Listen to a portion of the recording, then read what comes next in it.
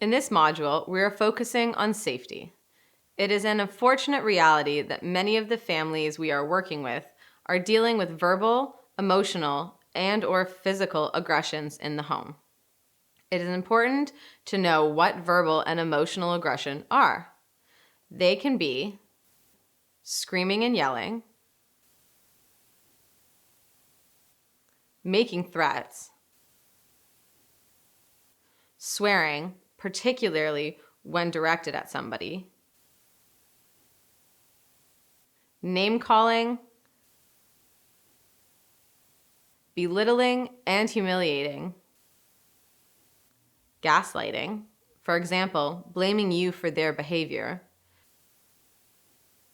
emotional blackmailing, for example, being told, if you don't buy me weed, I will go use fentanyl. Those are some examples of verbal and emotional aggression. But what are examples of physical aggression? There are the obvious examples of physical aggression, such as pushing, hitting, slapping, punching, kicking, grabbing, spitting, and throwing things near or at you. However, it is important to be aware of the physical intimidation, which can include getting in your physical space, aggressive posture, for example, clenched fist or an intimidating stare, holding weapons or objects that can be used as weapons, property damage, like punching holes in the walls or breaking or throwing items.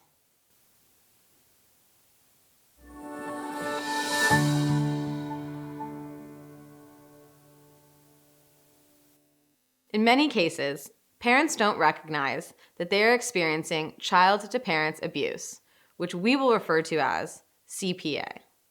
The acknowledgement that their child is being abusive is understandably extremely painful and distressing for many. You may be experiencing CPA if certain factors are true for you. You are changing your behavior. You are changing your behavior to accommodate your child's behavior in response to threats. Your child is violent towards you.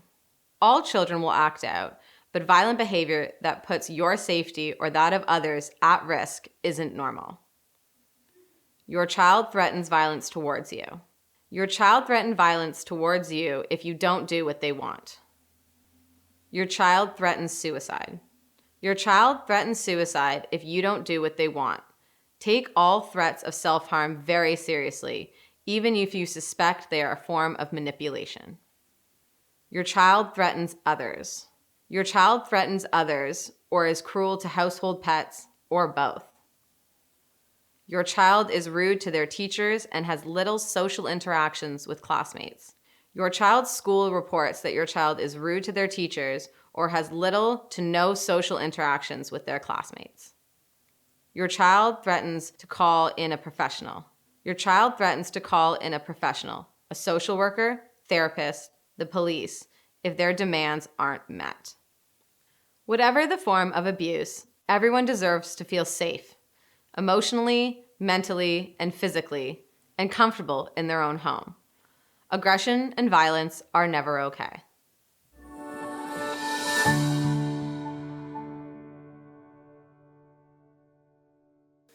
As parents, we may ask why our child is acting this way. There are many different factors that are associated with CPA, but remember, that doesn't excuse the behavior or make it acceptable in any way. What are the factors associated with CPA? Substance use tends to set the stage for aggression in a variety of ways. Firstly, substance use affects brain chemistry and dysregulates the nervous system, which, in turn, negatively affects one's ability to emotionally regulate. Secondly, certain types of drugs, like alcohol, cocaine, and methamphetamine, are associated with an increased aggression. Also, the youth's problematic substance use and related negative behaviors, like skipping school, lying, cheating, manipulating, and stealing, for example, create conflict in the home and could result in aggression. Mental health. Some mental health conditions appear to be linked with CPA, such as attention deficit hyperactivity disorder, bipolar disorder, depression, reactive attachment disorder, and conduct disorder. Intergenerational transmission of violence.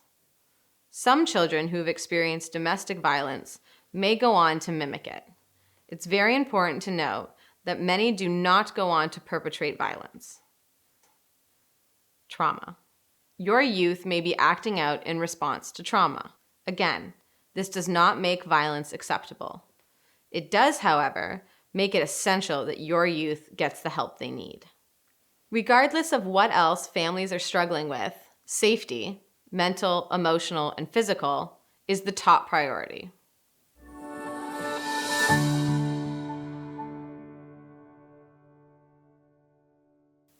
The reality of any form of abuse is that those receiving it may not feel safe.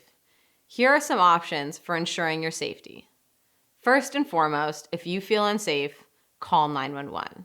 If you feel your safety is not at risk, seek support through crisis lines and/or mobile crisis services if your youth's behavior is escalating. Remember, if you think your safety may be at risk, call 911. Recognize the red flags. For example, statements, expressions, and behaviors that often precede a violent act. Do not attempt to address concerns when your youth is drunk or high. Do not attempt to physically remove objects from your youth's hands, such as a phone. If, for example, they are supposed to give you their phone as a consequence for an undesirable behavior but are refusing to do so, find another solution that doesn't involve physical force. Examples of this would be letting them know that you are no longer paying their cell bill, or that you will turn off the internet. If the emotional intensity of the interactions is starting to rise, kindly and calmly put the discussion on pause and return to it when both parties are calm. Put locks on bedroom doors so you and other members of your family can keep your youth out if they are escalated. This may also be useful if the youth is stealing from other members of the family and/or going through personal belongings.